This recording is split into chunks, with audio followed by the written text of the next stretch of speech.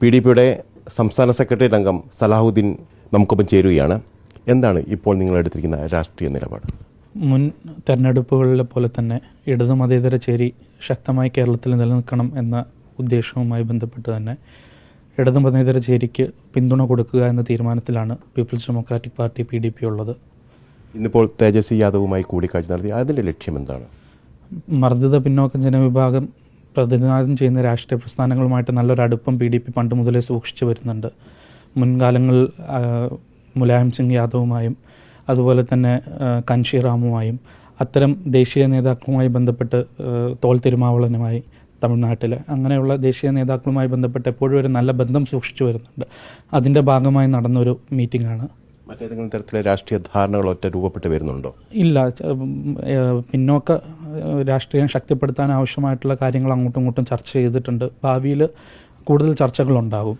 കഴിഞ്ഞ തദ്ദേശ തെരഞ്ഞെടുപ്പിൽ മുസ്ലിം വോട്ടുകളുടെ ഏകീകരണം ഉണ്ടായെന്നും അത് UDF അനുകൂലമായി പോൾ ചെയ്യപ്പെട്ടും അതുകൊണ്ട് തന്നെ വലിയ തരത്തിലുള്ള മുന്നേറ്റം UDF ഉണ്ടാക്കിയെന്നാണ് വിലയിരുത്തപ്പെടുന്നത്. അത്തരത്തിലൊരു സാധ്യത ഈ തെരഞ്ഞെടുപ്പിൽ ഉണ്ടാവാനുള്ള സാധ്യതയുണ്ടോ?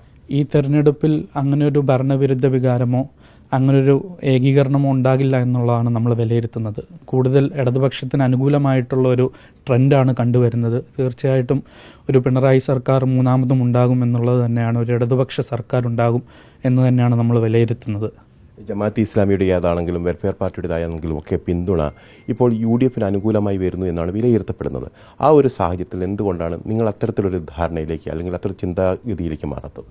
ജമാഅത്ത് ഇസ്ലാമിയോ അതല്ലെങ്കിൽ വെൽഫെയർ പാർട്ടി ഉൾപ്പെടെയുള്ള പ്രസ്ഥാനങ്ങൾ അവർക്ക് കേരളീയ വോട്ട് ബാങ്കിലേക്ക് നോക്കുകയാണെങ്കിൽ വളരെ നാമമാത്രമായ വോട്ടിംഗ് സംവിധാനങ്ങൾ മാത്രമാണുള്ളത്.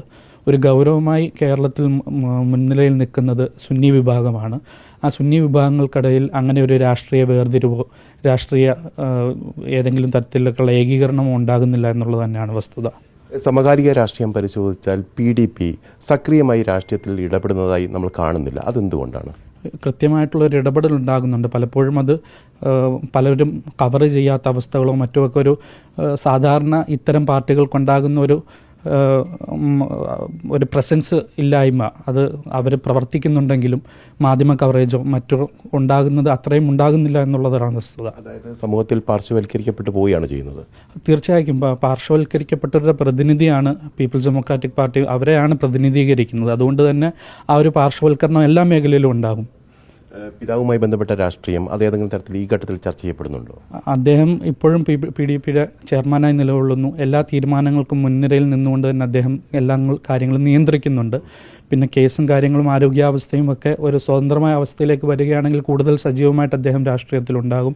കേരളീയ അദ്ദേഹത്തിൻ്റെ പ്രവർത്തന മേഖലയിൽ മതപരമായിട്ടുള്ളതും രാഷ്ട്രീയമായിട്ടുള്ളതും സാമൂഹികമായിട്ടുള്ള അദ്ദേഹത്തിൻ്റെ പ്രവർത്തന മേഖലയിൽ അദ്ദേഹം സജീവമാകും. അതായത് PDPയുടെ പ്രവർത്തനങ്ങൾ ഇപ്പോഴും അദ്ദേഹം സജീവമായി തന്നെ ഇടപെടുന്നുണ്ട് എന്നാണ്? തീർച്ചയായിട്ടും അദ്ദേഹം തന്നെയാണ് എല്ലാ തീരുമാനങ്ങളുടെയും അവസാന വാക്ക്. ചെയർമാൻ എന്നുള്ളതാണ് പീപ്പിൾസ് ഡെമോക്രാറ്റിക് പാർട്ടിയുടെ ഏറ്റവും ഉന്നത സ്ഥാനം. ആ സ്ഥാനത്ത് അദ്ദേഹം തന്നെയാണ് തുടരുന്നത്. അതായത് LDFന് പിന്തുണ കൊടുക്കാനുള്ള ആ പ്രഖ്യാപനം താങ്കൾ ഏൽപ്പിച്ചിരിക്കുകയാണ്?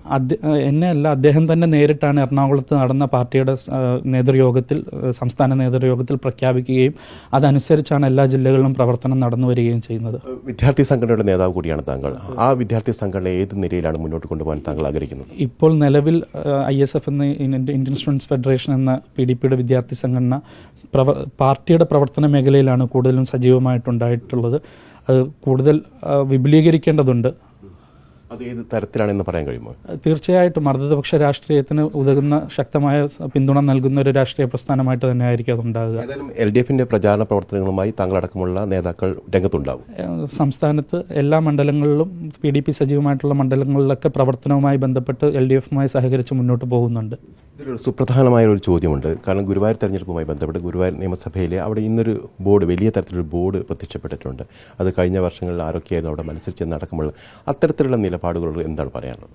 വർഗീയ ധ്രുവീകരണം കേരളത്തിൻ്റെ മണ്ണിൽ ആര് കൊണ്ടുവന്നാലും കേരള ജനത അത് അംഗീകരിക്കില്ല. അവർക്ക് കൃത്യമായ ബോധ്യമുണ്ട്.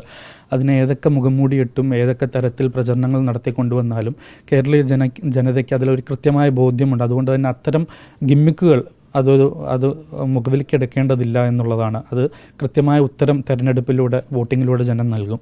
ഏതായാലും വളരെ നന്ദി ഞങ്ങളോട് സഹകരിച്ചതിനും. ഏതായാലും അവർ കൃത്യമായ രാഷ്ട്രീയം പറയുന്നു. LDFിനൊപ്പമായിരിക്കും ഈ തെരഞ്ഞെടുപ്പിൽ അവർക്ക് അനുകൂലമായി വോട്ട് ചെയ്യാനുള്ള തീരുമാനമാണ് ഉണ്ടായിരിക്കുന്നത്. ഇന്നിപ്പോൾ തേജസ്വി യാദവുമായി കൂടിക്കാഴ്ച നടത്തിയിട്ടുണ്ട്. പാർശ്വവൽക്കരിക്കപ്പെട്ട ജനവിഭാഗങ്ങളെ കൂടെ നിർത്തി മുന്നോട്ട് പോകാനുള്ള ശ്രമത്തിൻ്റെ ഭാഗമായിട്ടാണ് അത്തരത്തിലുള്ള കൂടിക്കാഴ്ച നടത്തിയത് എന്ന് തന്നെയാണ് അദ്ദേഹം പറയുന്നത്. അതോടൊപ്പം തന്നെ അവരുടെ വിദ്യാർത്ഥി പ്രസ്ഥാനത്തിൻ്റെയും യുവജന പ്രസ്ഥാനങ്ങളുടെയും പ്രവർത്തനങ്ങൾ വളരെ നല്ല രീതിയിൽ മുന്നോട്ട് കൊണ്ടുപോകാനുള്ള നടപടികൾ ആരംഭിച്ചു കഴിഞ്ഞു എന്നുള്ള കാര്യം കൂടിയാണ് അവർ വ്യക്തമാക്കുകയും ചെയ്യുന്നത്. വിനീഷ് വളവണ്ണയ്ക്കൊപ്പം reporter AK Abhilash, in reporter, Kozhikode.